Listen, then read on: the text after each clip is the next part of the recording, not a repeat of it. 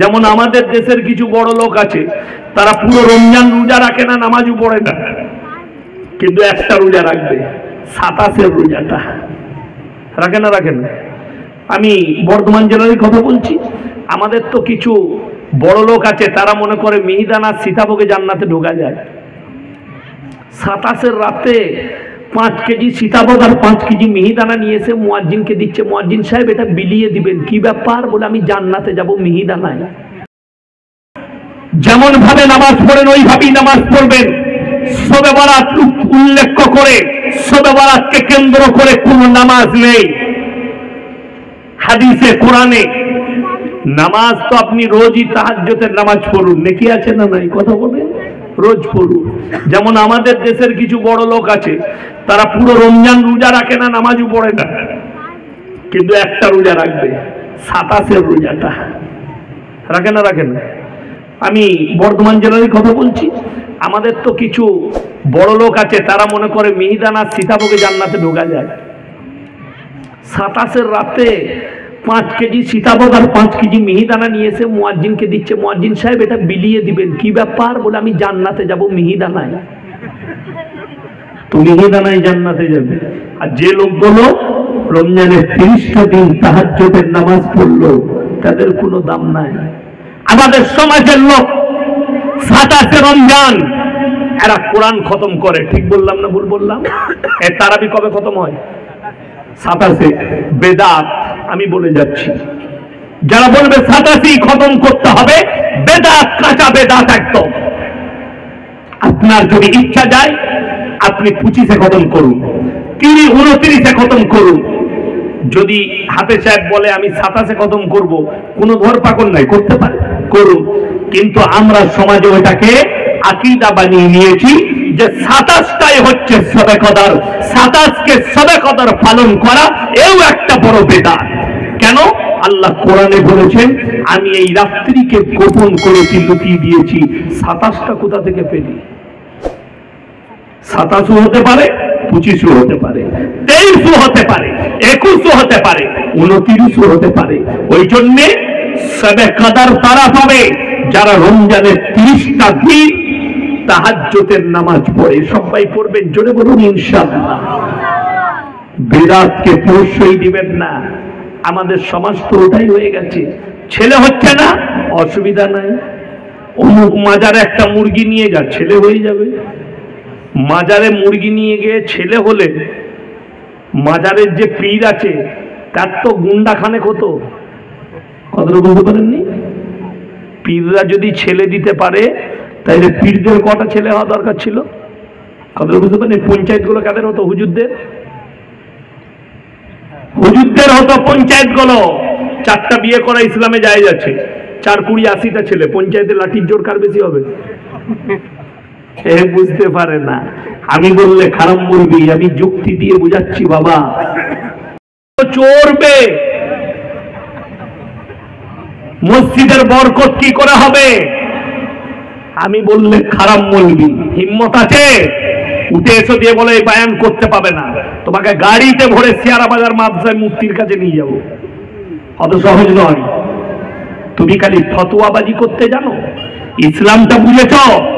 ইসলাম কারোর বাপের ঘরের জায়গির নয় যে তোমার মন চাইবে ঘুষকে তুমি হালাল করবে, সুদকে তুমি হালাল করবে, মদ গাঁজাকে হালাল করবে। তুমি নিজের মতো করে মন চায় জিন্দগির নাম ইসলাম নয়, রব চায় জিন্দগির নাম ইসলাম। তোমার ওটা বুঝে আসে? নামাজ রোজা তাসবিহ তিলাওয়াত এটার নাম ইসলাম নয়। ওই জন্য মুসলমান আগে মুমিন চিনতে শিখুন। মুমিন। হযরত মোল্লা মুফতি ইউসুফ সাহেব তাওলি সেদিনে আমাদের মাদ্রাসার জলসায় ছিলেন। তিনি কি বলেন জানেন? बड़ी मौलवी होना और बड़ी मुफ्ती होना बड़ी बात नहीं है, बड़ी अखलाकी होना बड़ी बात है। বড় চরিত্রবান হওয়াটা হচ্ছে বড় কথা। চরিত্রবান হন, আখলাকি হন, আপনার কাজ আছে। তা না হলে কাজ নাই, খেয়ে নেই। আমার দরকার পড়লে চেয়ে নেব। ইঞ্জিন গরম হয়ে গেছে, এরপর দেখব। চলুন প্রত্যেকটা ভাই নিয়ত করুন দ্বীনি শিক্ষা অর্জন করবো, জোরে বলুন ইনশাআল্লাহ। আজকে বেঈমান কাফেররা আপনার উপরে জাল ছুঁড়েছে, আপনি জালের ভেতরে ঢুকে গেছেন, ঘায়ের ভেতরে বেরোতে পারবেন না, বেরোবার ক্ষমতা নাই আপনাকে এমন ভাবে ক্যাপচার করেছে বেঈমান কাফেররা। তা না হলে আল্লাহর নবীর হাদিস, যার নামাজ নেই তার ইসলাম নেই। আপনার মধ্যে নামাজ আছে, আমাদের তো 70% লোক বেনামাজি, ঠিক বললাম না ভুল বললাম? 70%, এটা তো আমি কম বলে ফেললাম, আরো বাড়বে। 70% লোক নামাজ পড়ে না, আর এই নামাজ পড়ে না তার দায়ীটাকে আপনারা জানেন না, আমি বলবো তার জন্য দায়ী হচ্ছে আমাদের মতনই মৌলবীরা।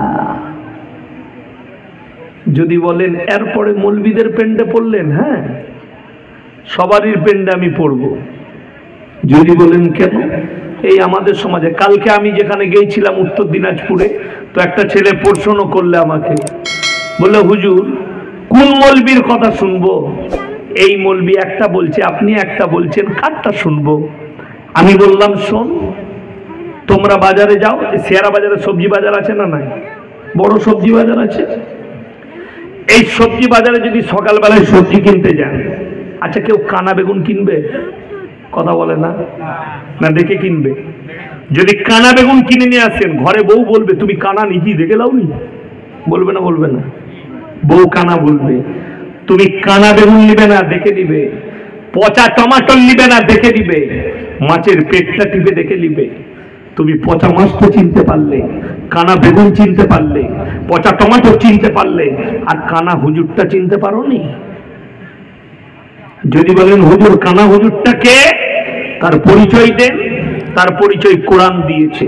কোরআন খুলুন, সূরা বাকারা, ইন্নাল্লাযীনা ইয়াকতুমুনা মা আনজালাল্লাহু মিনাল কিতাব ওয়া ইয়াশতারুনা বিহি সামানান কালীলা উলাইকা মা ইয়াকুলুনা ফি বুতুনিহিম ইল্লান নার ওয়া লা ইউকাল্লিমুহুমুল্লাহু ইয়াওমাল কিয়ামাতি ওয়া লা ইউযাক্কিহিম ওয়া লাহুম আযাবুন আলীম। হে আমার নবী, পৃথিবীর মানুষকে বলো, তোমাদের মধ্যে কিছু এমন মৌলবী থাকবে, হুজুর থাকবে, যারা আমার আয়াতকে লুকিয়ে দেবে নিজেদের পেট চালাবার জন্য। তারা নিজেদের পেটেতে খাবার নয়, আগুন ছাড়া আর কিছু ভরে না। আমি আল্লাহ কিয়ামতের দিনে এই সমস্ত হুজুর দিকে কঠিন আযাবে মুবতালা করে দেব।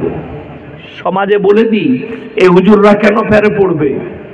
দেখবেন আমাদের দেশে মদ খেয়ে মরুক, গাঁজা খেয়ে মরুক, আর গাঁজার আসরে মরে যাক, জিনা করে মরে যাক, কুফরি করে মরে যাক, শিরক করে মরে যাক, অসুবিধা কিচ্ছু নাই। মিলাদ পড়াবি, হুজুরকে ডেকে দাও দিবি, মিলাদ পড়ালেই জান্নাত রেডি। মিলাদ হয় না? হয় না?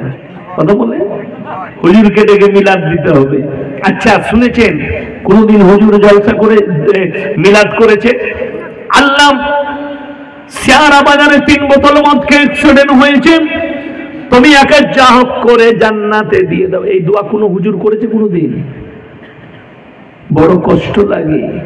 তুমি মাতালকে জান্নাতে দিচ্ছ, লোক আর জান্নাত নামাজ পড়বে? বাংলাদেশের এক গুটকাখোর জিলাপি হুজুর বয়ান করছে, কি জানে?